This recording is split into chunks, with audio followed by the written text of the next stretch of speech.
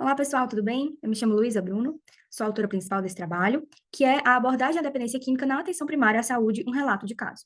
Nós elaboramos esse trabalho na Universidade de Fortaleza. O grupo é composto por mim, pela Letícia Brasil Gradivol, a Aimee Mota Gondim e pelo nosso orientador, Dr. Geilson Gonçalves de Lima, todos nós vinculados à Universidade de Fortaleza, Unifor. Esse trabalho foi elaborado baseado no caso de um paciente morador da periferia aqui de Fortaleza, e fizemos esse relato pela relevância do tema, que é a dependência química na atenção primária.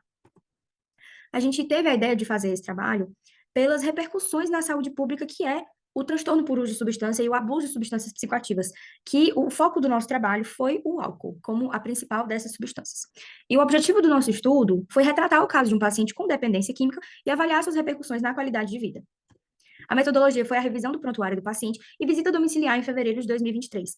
E aí, baseado nisso, a gente fez o relato do paciente morador da periferia de Fortaleza, aqui no Ceará. O relato do caso consiste em a identificação: paciente do sexo masculino de 61 anos, natural e procedente de Fortaleza, no Ceará, estava em uso de corticoide inalatório, clonazepam 2 miligramas, 1 comprimido ao dia, e losartana 50, 1 comprimido ao dia. A evolução da doença do paciente, ele, há 2 anos, teve uma queda abrupta, com um TCE grave, evoluiu com cialorreia, hemiparesia à esquerda, e afasia e disartria.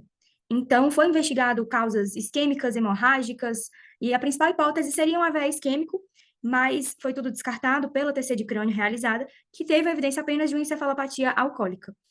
O nosso paciente evoluiu após o diagnóstico com uma marcha atáxica e quedas recorrentes. Essas quedas a gente questionou após a nossa consulta se seriam realmente devido à encefalopatia alcoólica ou se teria um componente do uso indiscriminado do clonazepam, que estava sendo prescrito 1 comprimido ao dia de 2 miligramas, porém estava sendo utilizado em maiores quantidades. Ao exame físico, o paciente estava cooperativo, a marcha e o equilíbrio dificultosos, ele chegou a cair algumas vezes durante a consulta, e ele era incapaz de se levantar sozinho. A ausculta cardíaca fisiológica e a pulmonar teve uma diminuição difusa dos murmúrios vesiculares em todo o tórax, mais acentuado em base. Ele tinha uma avaliação pulmonar mais característica de uma DPOC. O contexto social do paciente, ele é um ex-adicto de crack, cocaína, maconha e inalantes. Até 2 anos atrás, ele estava em uso abusivo de álcool até esse trauma, e desde então, como ele está dependente para as atividades básicas de vida diária, ele não consome mais a substância porque quem dá as medicações, a alimentação e todo o suporte para o paciente não é ele mesmo. Ele é um ex-presidiário, um ex-morador de rua, e ele é um tabagista com uma carga tabágica de 80 maços ano. A gente chegou a orientar a esposa dele, que é a cuidadora atual dele, que diminuísse um pouco os cigarros que ela entregava a ele, mas disse que ele chegava a ficar agressivo também. Então, foi conversado que não seria prioridade nesta consulta atual, mas que como a gente seguiria com o segmento do paciente, seria discutido em próximas consultas. O paciente foi internado em 2009 para manejo da dependência química e uma tentativa de suicídio por conta de uma síndrome de abstinência ao álcool, com alteração de humor, desorientação, tremores, amnésia, agitação, insônia e alucinações. E ele evoluiu com acompanhamento por visitas domiciliares e estava em isolamento social, com comportamento ansioso, dificuldade de locomoção, provavelmente causando esse comportamento ansioso dele, e quedas muito frequentes, chegando até 2 vezes ao dia.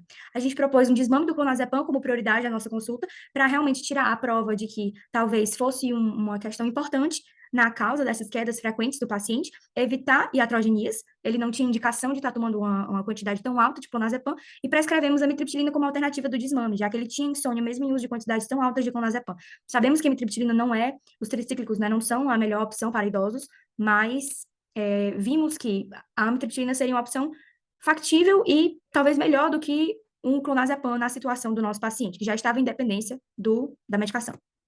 Como conclusão, nós vimos que o transtorno por uso de substância causa um impacto físico funcional no paciente e um impacto psicológico, com transtornos ansiosos, muitas vezes associados, como no caso do nosso paciente. A encefalopatia alcoólica foi o causador desse impacto funcional do nosso paciente, que foi uma consequência do transtorno por uso de substância dele. Ele está atualmente em dependência para atividades instrumentais e básicas de vida diária, e a gente consegue ver a importância da atenção primária nesse caso, que sem as visitas domiciliares, sem acompanhamento de perto desse paciente, talvez a gente não conseguisse diagnosticar a gravidade, a magnanimidade desse caso, que era o nosso paciente. Obrigada pela atenção, espero que vocês tenham aproveitado a apresentação.